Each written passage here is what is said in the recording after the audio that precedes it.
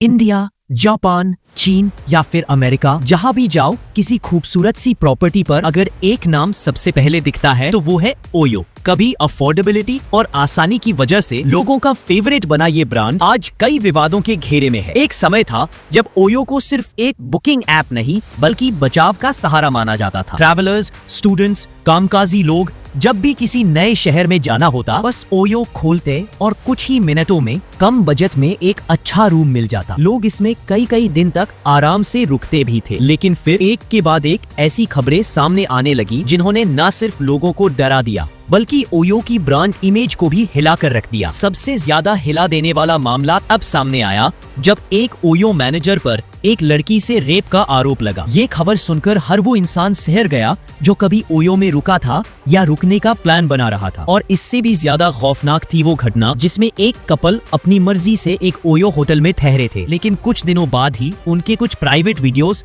उनके जानने वालों के मोबाइल में भेज दिए गए। जिन लम्हों को उन्होंने अकेले जिया वो अब एक ब्लैकमेलिंग का जरिया बन चुके थे और जब उन्होंने पैसे देने से इनकार किया तो उन्हें जान से मारने की धमकी मिलने लगी। पुलिस जांच में पता चला कि कमरे में हिडन कैमरे लगाए गए थे और ये काम होटल के ही 4 लोगों ने मिलकर किया था। उस दिन के बाद से लोगों के मन में एक सवाल गहराई तक बैठ गया, क्या मैं जिस कमरे में रुका हूँ उसमें भी कैमरा तो नहीं है? भरोसा, जो कभी ओयो की सबसे बड़ी ताकत थी, अब शक में बदल चुका था। आज हालत ये है कि कोई भी कस्टमर ओयो बुक करने से पहले 10 बार सोचता है। लेकिन ये जानना भी जरूरी है कि इतने सारे विवादों के बावजूद भी ओयो दुनिया की तीसरी सबसे बड़ी होटल चेन कैसे बन गई। इसके पीछे है एक कहानी जो किसी भी युवा को इंस्पायर कर सकती है। ओयो की शुरुआत की थी रितेश अग्रवाल ने, एक ऐसा नौजवान जो खुद बहुत ट्रैवल करता था। हर शहर में उसे रुकने के लिए जगह चाहिए होती थी, लेकिन हर बार उसे किसी न किसी होटल में गंदगी, बदतमीज स्टाफ या बेसिक फैसिलिटीज की कमी झेलनी पड़ती थी। इन्हीं परेशानियों से लड़ते हुए उसके मन में एक ख्याल आया, क्या ऐसा नहीं हो सकता कि हर आम इंसान को कम बजट में भी एक साफ सुथरा,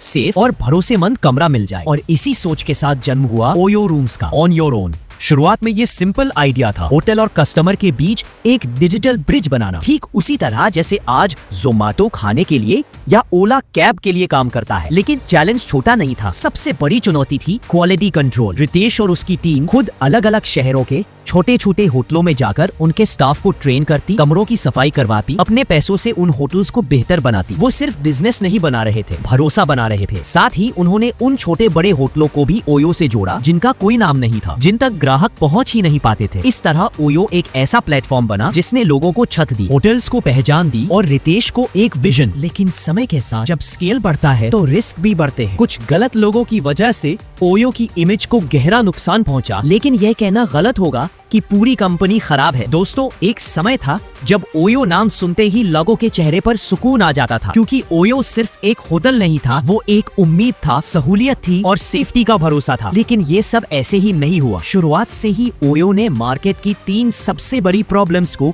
गहराई से समझा। पहली, होटल्स तक कस्टमर्स पहुंच नहीं पाते थे, भले ही वहाँ अच्छी सुविधाएं क्यों न हो। इससे होटल ऑनर्स को नुकसान होता था और लोग बेवजह दर दर भटकते थे। दूसरी, जब कोई अनमैरिड कपल होटल में रुकना चाहता था तो उन्हें शक की निगाह से देखा जाता था, जैसे उन्होंने कोई जुर्म कर दिया हो। और तीसरी, ऑनलाइन बुकिंग के नाम पर लोगों को धोखा मिलता था। जो कमरे तस्वीरों में लगते थे एकदम शानदार, असल में उनमें गंदी बेडशीट, टूटा फर्नीचर और बदबूदार वॉशरूम मिलते थे। इन सभी परेशानियों ने ट्रैवलर्स का एक्सपीरियंस खराब कर दिया था और यहीं से ओयो ने सोचा, क्यों ना कुछ ऐसा किया जाए जिससे आम इंसान को एक अच्छा, साफ सुथरा और बजट में रूम मिल जाए। जब ओयो ने इन तीनों समस्याओं का हल निकाला तो लोगों ने इसे दिल से अपनाया, क्योंकि अब पहली बार लोग बिना डरे, बिना भटके और बिना शर्मिंदगी के कहीं भी ठहर सकते थे। ओयो ने अपने रूम्स में फ्री वाईफाई, फ्री ब्रेकफास्ट जैसी चीजें जोड़ दी, जो उस समय एक बजट होटल में मिलना किसी लग्जरी से कम नहीं था। जल्द ही ओयो एक नाम नहीं बल्कि ब्रांड बन गया। उसे बड़े बड़े इन्वेस्टर्स से फंडिंग मिलने लगी और उसका बिजनेस पूरे देश में फैल गया। इंडिया में सफर तय करने के बाद ओयो ने इंटरनेशनल मार्केट में भी कदम रखा और बन गया दुनिया की तीसरी सबसे बड़ी होटल चेन। 800 शहरों में 8.5 लाख से ज्यादा रूम्स। 2014 में वैल्यूएशन $400 मिलियन और सिर्फ 4 साल में वो बढ़कर हो गई $5 billion. Billion dollar. Ritesh Agarwal, वो लड़का जिसने ये सपना देखा था, बन चुके थे दुनिया के सेकंड यंगेस्ट बिलियनियर। ये कहानी किसी फिल्म से कम नहीं लगती। लेकिन दोस्तों, जितनी ऊंची उड़ान होती है, अगर जमीन की पकड़ ना हो तो गिरावट बहुत दर्दनाक होती है। ओयो का फोकस धीरे धीरे क्वालिटी से हटकर सिर्फ एक्सपेंशन पर शिफ्ट हो गया। पहले इंडिया में, फिर विदेशों में। ये लगातार बढ़ता गया, लेकिन इसके लिए कॉस्ट कटिंग शुरू हुई। कम स्टाफ में ज्यादा काम कराया जाने लगा, और फिर वो सब दिक्कतें जिनसे छुटकारा दिलाने के लिए ओयो बना था वापस आने लगी। गंदे कमरे, खराब मेंटेनेंस, बदतमीज स्टाफ, ये सब फिर से लोगों को झेलना पड़ा, और इसी लापरवाही का नतीजा बहुत दर्दनाक साबित हुआ। दिल्ली के एक ओयो रूम में 15 साल का प्रियांशु कुमार ठहरा हुआ था, लेकिन गीजर में शॉर्ट सर्किट की वजह से उसकी मौके पर ही मौत हो गई। सोचिए, एक बच्चा जो किसी ट्रिप पर गया था, वो अब कभी लौट कर नहीं आएगा। ये सिर्फ एक हादसा नहीं था, ये ओयो की गिरती जिम्मेदारी का आईना था। अब बात करें होटल ओनर्स की, तो शुरुआत में उनकी और ओयो की पार्टनरशिप विन विन थी। ओयो को कस्टमर मिलता, होटल ओनर को बुकिंग, और बदले में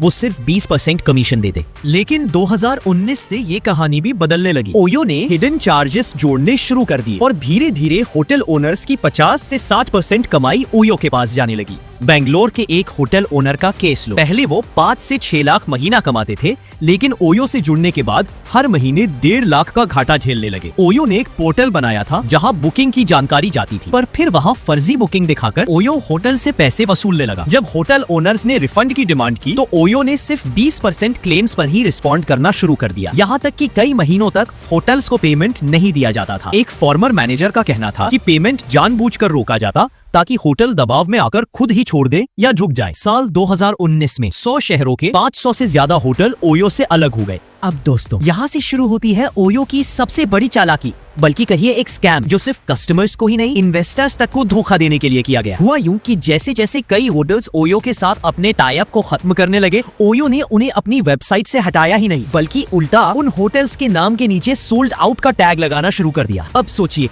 जब कोई आम इंसान वेबसाइट पर होटल्स चेक करता है और देखता है कि 70 से 80% रूम्स सोल्ड आउट है, तो उसके मन में यही आता है, रूम्स तेजी से जा रहे हैं, जल्दी बुक करो। ये एक मासूम कस्टमर के भरोसे से खेलना नहीं तो और क्या है। और सिर्फ कस्टमर ही क्यों, जब इन्वेस्टर्स वेबसाइट पर इतने सारे होटल्स और उनमें से ज्यादातर सोल्ड आउट देखते, तो उन्हें लगता कि वाह, डिमांड कितनी हाई है। यही देखकर उन्होंने भी आंख मूंदकर पैसे लगाने शुरू कर दिए। सॉफ्ट बैंक, माइक्रोसॉफ्ट बैंक, गेरामे, लाइट स्पीड वेंचर्स, और यहाँ तक कि एयरबीएनबी जैसे दिग्गज सबने ओयो में इन्वेस्ट कर दिया, बिना ये जाने कि जिन होटलों को वो डिमांड समझ रहे हैं, वो तो अब ओयो का हिस्सा ही नहीं है। ओयो ने फंडिंग तो बटोर ली, लेकिन जमीन पर हालात लगातार खराब होते चले गए। कई बार कस्टमर्स ने खुद बताया कि उन्होंने ओयो की वेबसाइट से रूम बुक किया, लेकिन जब होटल पहुंचे, होटल वाले ने एंट्री देने से ही मना कर दिया। कुछ ने तो डबल पैसे मांगे, और कस्टमर के पास उस वक्त रात में अनजान शहर में कोई दूसरा ऑप्शन नहीं बचता। कई लोगों ने दर्द के साथ कहा, हम बुकिंग लेकर पहुंचे, लेकिन होटल ने कहा कि वो तो ओयो के साथ महीनों पहले डील खत्म कर चुका है। अब बताइए, उस समय एक परिवार,